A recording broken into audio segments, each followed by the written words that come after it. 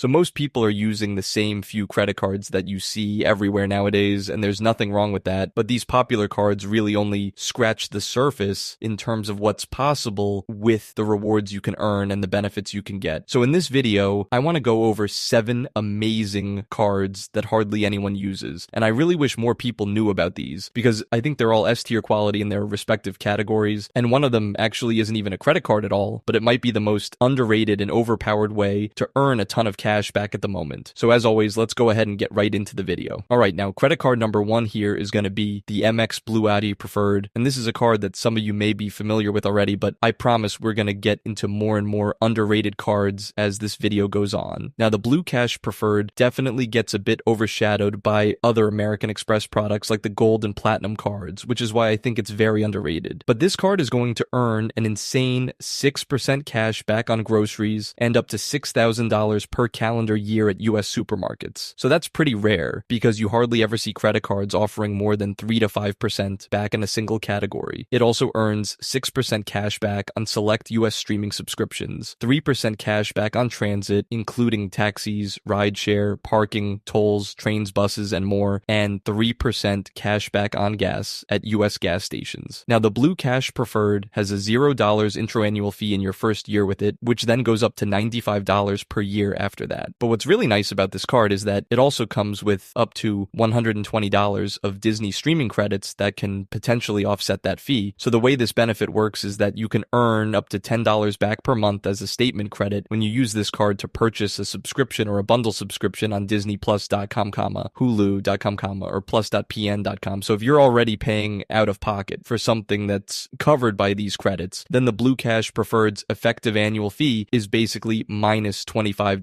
So it's almost like American Express is actually paying you to have this card. Now the one limitation here is the fact that there is that $6,000 spending cap to earn 6% on groceries, which works out to be $500 of grocery spend per month on average. But if you know you're going to be maxing out that $6K of spending, then this card's going to be giving you $360 of cash back every year. The Blue Cash Preferred is also running a standard welcome offer right now where you can earn a bonus of $250 back after spending $3,000 in the first 6 months. So yeah, it's a card that some people know about, but it's definitely an underrated option that can very much be S tier for the right person. Alright, next here is going to be a super interesting product to talk about, because it's the one card in this video that's not actually a credit card at all, and that would be the PayPal debit card that I've seen a ton of positive comments about online. So let's go ahead and take a look at what it offers, because I think it's one of those cards to take advantage of sooner rather than later before it probably gets nerfed in the future for being too good. So over on the PayPal website, you can see that they're advertising that you can earn 5% cash back, and then also says pick a category each month for fuel, groceries, and more. Then get 5% cash back on up to $1,000 spent in your cashback category per month. Now, I signed up for this debit card myself, and in addition to fuel and groceries, I can also select apparel, restaurants, or rideshare and public transit for that 5% category. So those are going to be some serious areas of spending for a lot of people, and the math works out that you can essentially earn up to $50 in cash back per month if you end up spending that full 000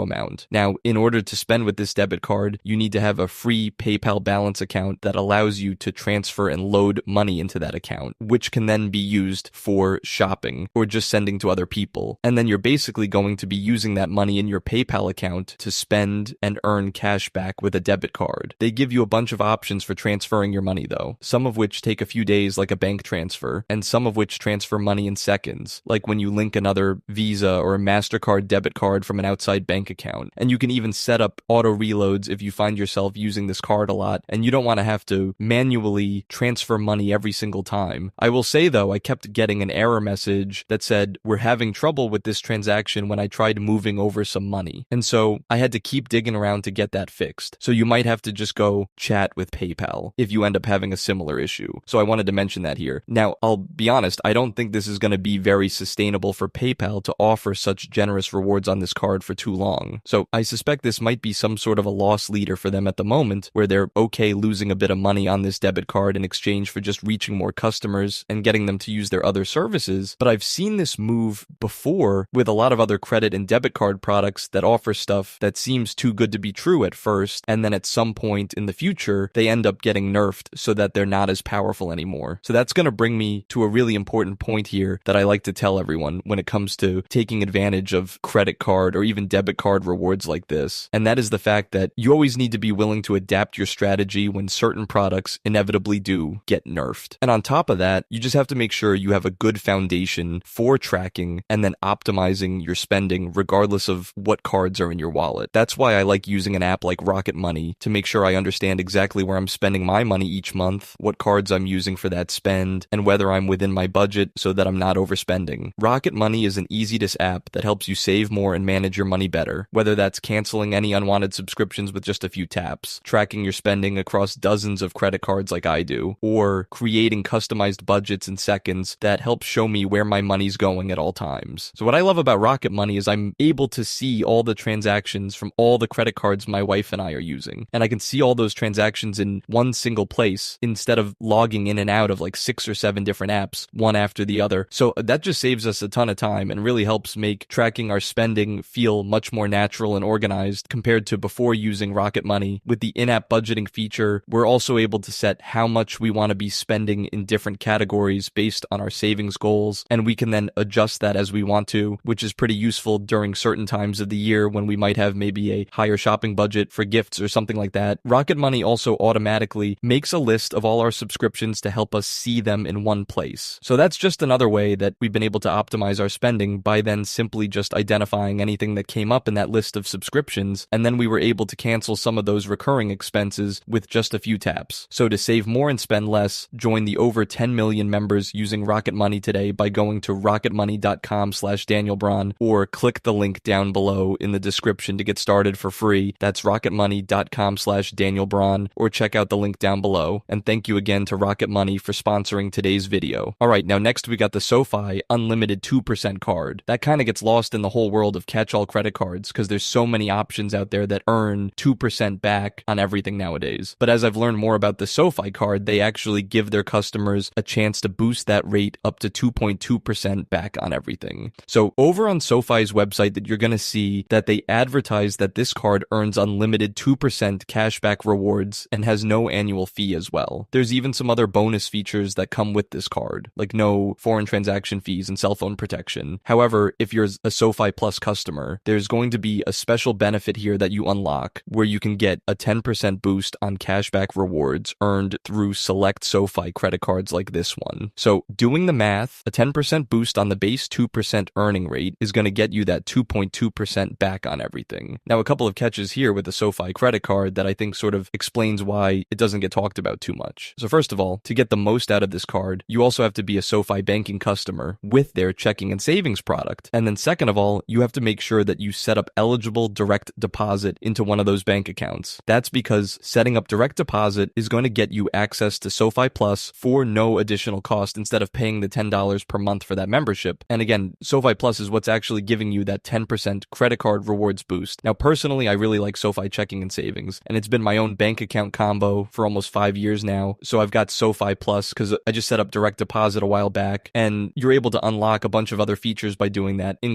but that they also say that they send physical and digital mail with offers to apply. So if you're a SoFi customer, then you might just have to be a little bit patient and look around for something like that. I tried seeing if I could apply in their app by just tapping on the credit card tab at the bottom and then the button that says see your offers, but I was only given the option to apply for their everyday rewards card, so I just passed on that because it wasn't the card I was looking for. Also, before I get a bunch of comments saying, what about the Robinhood Gold card that earns 3% back on everything? So yes, you could absolutely go ahead and check that credit card out as well if you're okay with paying the $50 annual cost of the Robinhood Gold membership that you need to have to get that card. The Robinhood Gold card also does require some patience to apply for it as well, because you still have to join a wait list at the moment, and there's obviously going to be a certain amount of spending where earning 3% back with this Robinhood card is going to be worth the $50 fee compared to effectively no fee to earn 2.2% with the SoFi card. But again, the topic for this video is underrated credit cards that no one really uses that much or even knows about. And I'd argue that the Robinhood Gold card is pretty well known at this point, thanks to all the videos and articles about it. So that's why I figured that the SoFi credit card was just a better choice to discuss in this video specifically. Now, next we've got the Ritz-Carlton credit card that does get a lot of attention for all the diehard credit card optimizers out there. But for the average person, they probably don't even know this credit card exists exists because it's no longer open to new applications, even though it can be easily product changed into if you already have certain Marriott credit cards already. Now, the reason why credit card optimizers love the Ritz-Carlton card so much is because it could very much pay for itself, considering the annual fee charges. Plus, it's currently got some of the most generous airport lounge access benefits that makes it pretty appealing for now. So if we go ahead and jump over to the website for this credit card, we're going to see that because Ritz-Carlton is a Marriott brand, this is going to be a very Marriott-focused card. And with that, you're going to get automatic Gold Elite status, which is decent, but not too amazing compared to higher status tiers that top Marriott loyalists have. However, the most important benefit here on this card is the fact that you get a free night award every year after your account anniversary. And that's going to be valid for a one-night stay of up to 85,000 Marriott Bonvoy points. Now, Marriott points have become pretty devalued over the years, so an 85K free night award with them definitely is not going to be the same as 85,000 points with Hyatt, or especially 85,000 bank points from an issuer like Amex or Chase. But I'd say Marriott points can probably be valued at around 0.7 cents per point on average. You could definitely get higher or lower values than that, depending on the redemption. But even at 0.7 cents per point, that 85K free award is valued at around $595. And that's going to be very important to note because the annual fee to hold this Ritz-Carlton card currently stands at $450 per year. So this one benefit alone can make this card worth having as what we call a keeper card. Now, another somewhat valuable benefit on the Ritz-Carlton card is going to be a $300 annual travel credit, but this is not going to be the same easy to use $300 travel credit that can be found on the Chase Sapphire Reserve, because this can only be used for qualifying airline purchases like baggage fees, seat upgrades, and lounge memberships or passes. You also have to then call a number to actually apply this credit towards those certain purchases, which credit card optimizers are definitely willing to do. But again, for the average person out there, this credit is going to be a bit annoying to manage and to even remember to use when it's not just applied automatically like the credits on most other cards nowadays. There's some other benefits on the Ritz-Carlton card as well, like primary auto rental coverage and some other good travel protections, including emergency medical and dental, which isn't very common. And there's also a global entry application fee credit, as well as some other points multipliers that I don't really think stand out too much given the value of Marriott points. But then you also get a complimentary Priority Pass Select membership here, and the Priority Pass access right now on this card is pretty unique because you're going to be able to bring unlimited guests into these lounges. And you can also access Chase Sapphire lounges with unlimited guests as well. For reference here, the Sapphire Reserve comes with Priority Pass membership that allows only up to 2 free guests.